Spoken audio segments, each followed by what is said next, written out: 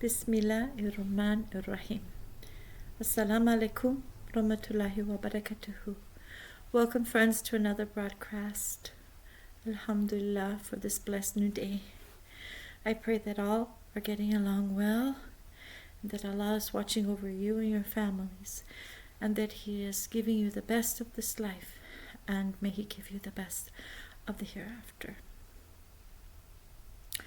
Alhamdulillah for all things seen and unseen. When you think of all the blessings of Allah, I'm sure you'll agree that one of the most beautiful blessings that we could have is our family. The people that we are closest to, mom, dad, our children, grandma, grandpa, husband, wife. Alhamdulillah for these precious relatives of ours. Of all blessings, I think that most will agree with me that the family is one of the greatest. There's a saying that goes that a man or a woman without a spiritual or a moral compass will most certainly have a house out of order. Again, a man or a woman without a spiritual or moral compass will have a house out of order. We all have a role to play in the family. Husbands have a role, wives have a role, children have a role, and so on and so on. And it's very important for each family member to play their role in the way that pleases Allah Almighty.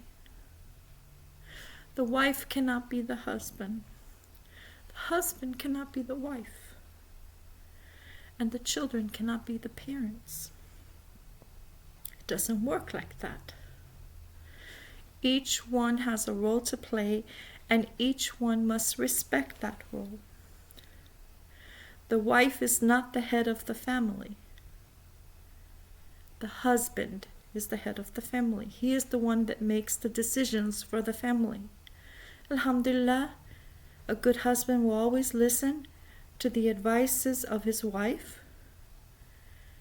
But at the end of the day, it is he who makes the final decision when it comes to his family. The wife has a very important role, even though she is not the decision maker in the family. But she is the caretaker, the nurturer, the healer, the sweetness of the family, the heart of the family. The father is the head of the family, and the mother is the heart of the family. And the head and the heart have to be in harmony together in order for the function of the family to go well. Children have a part to play also, to respect and honor their parents. It's often said in society we are not given the parents that we want, but we are given the parents that Allah has seen to that is best for us. So if we're going to complain about our parents, we are complaining to Allah. We would never, ever, ever want to do that. Because some kids will say, well, my parents aren't the best of parents, so why do I need to obey them or respect them? You need to obey and respect them because that's their right. And know that your parents are trying to do the best that they can for you.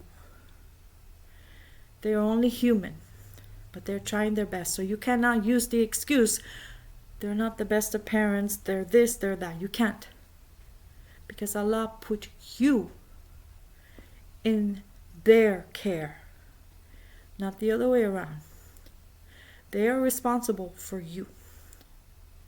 And they are entitled to being respected and to have your obedience. And in you doing that, it goes well for you. Because really, if we don't play our roles in the way that pleases Allah, we will not have harmony, not only in our family, but in our own lives. How many family members do you know that they are apart because one member, two members didn't play their role properly? Divorce rate is on a skyrocketing rise. And this is in Islam also. And one may say to themselves, how is that possible in Islam? Divorce? Nah. Maybe out there in the world, but not in Islam. That's not true. Divorce is just as common in Islam as it is in anywhere else. And we have to ask ourselves, what is the problem? Why is divorce on the rise in Islam? And why is there so much disharmony in families? Why? We know the Quran, we know the Sunnah, we apply it in our lives, don't we? And if we're doing that, everything should go well, correct? What's the problem? Again, that phrase that I said earlier, a man or a woman without a spiritual or moral compass will have a house out of order. What does that mean? Well, we can know the Quran from front cover to back cover. We can know the Sunnah. We can cite hadiths. That's great. But if we are not applying them in our lives, living by them, we will not get a good outcome. So it's one thing to say and to know, but it is another thing to do. We need to be doers, not sayers. You want to be a good husband, you be a good husband. You want to be a good wife, you be a good wife. You want to be a respectful and obedient son or daughter, do it. Live it. How many Muslims out there can go to their brothers and sisters in Islam? Somebody's in the hospital. They're ready to run to the hospital to offer support and encouragement. Or there's a brother or sister in need and they're ready to offer support and help. Quick to go and do for others. But when it comes to their own family, they won't move a finger.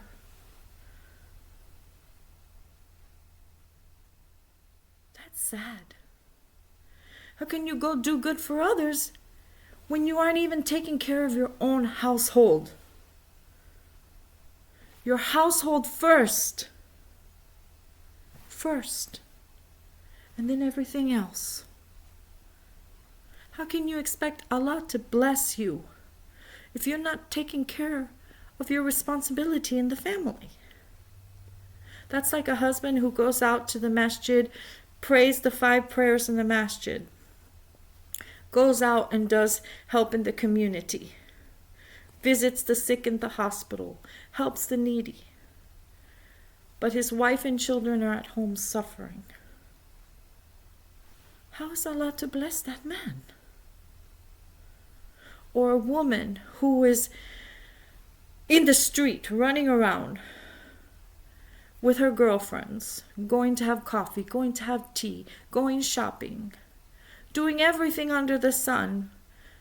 But the husband comes home and there's no supper waiting for him.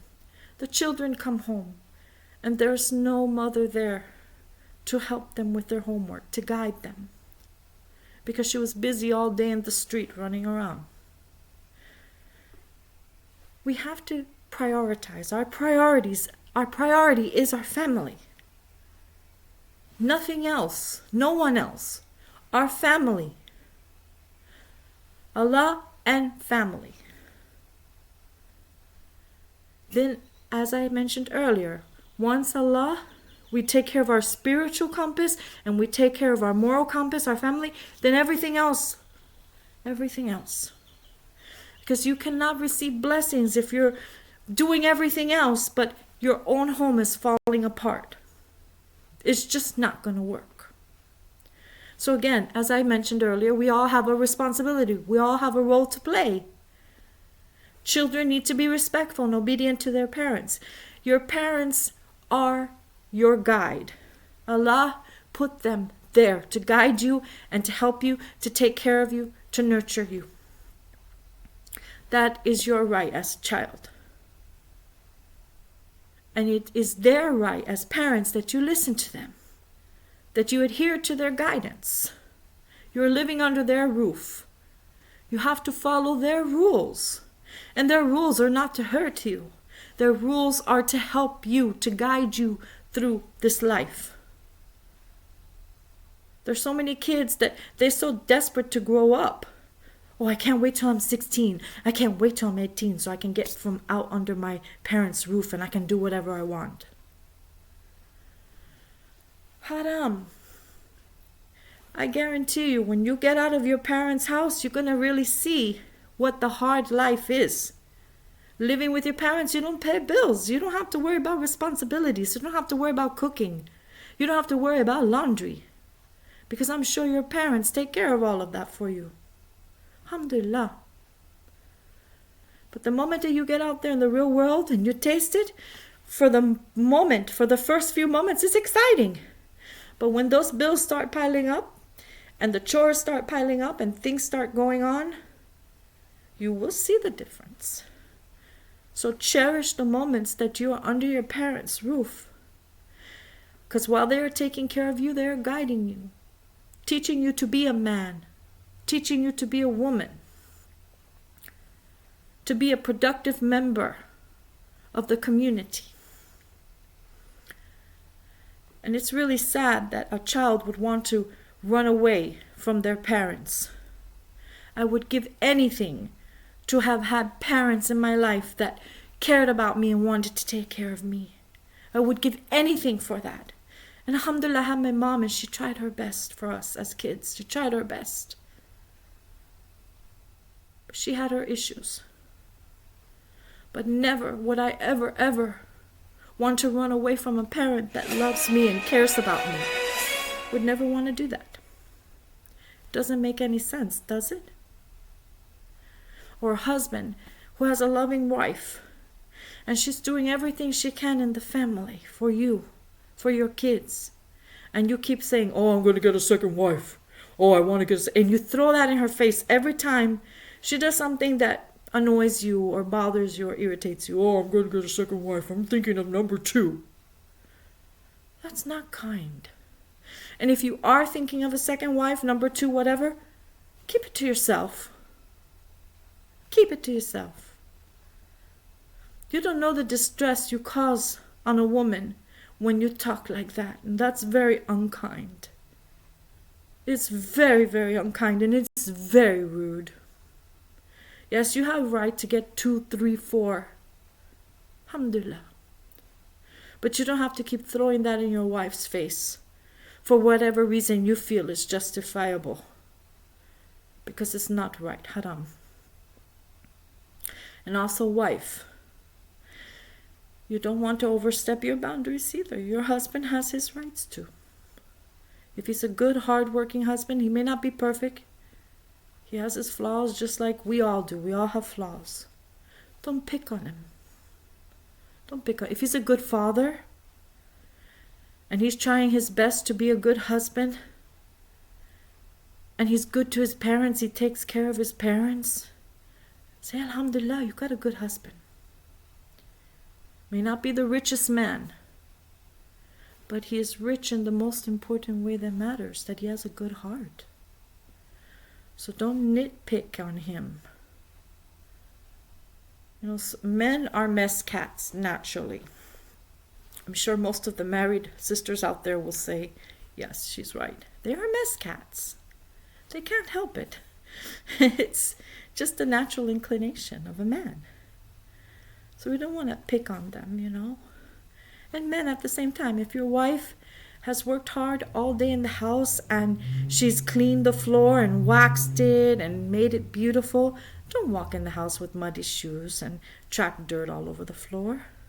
How would you feel if you finish your job, whatever job you do, and somebody comes and destroys your work for the whole day? You wouldn't like it. It wouldn't feel good. So imagine your wife clean up the house to make it beautiful for you when you come home from work, and you just come home and throw your shoes here and throw your belt there and throw your tie there and tracking dirt all over the floor. That's not kind. So we all have a part to play. It's not hard. It really isn't hard. I would say the main thing for family to function well is that everybody needs to be aware of the other, have a self-awareness for the other. Do to them what you would want to be done to you. And don't ask of them to do something you can do yourself.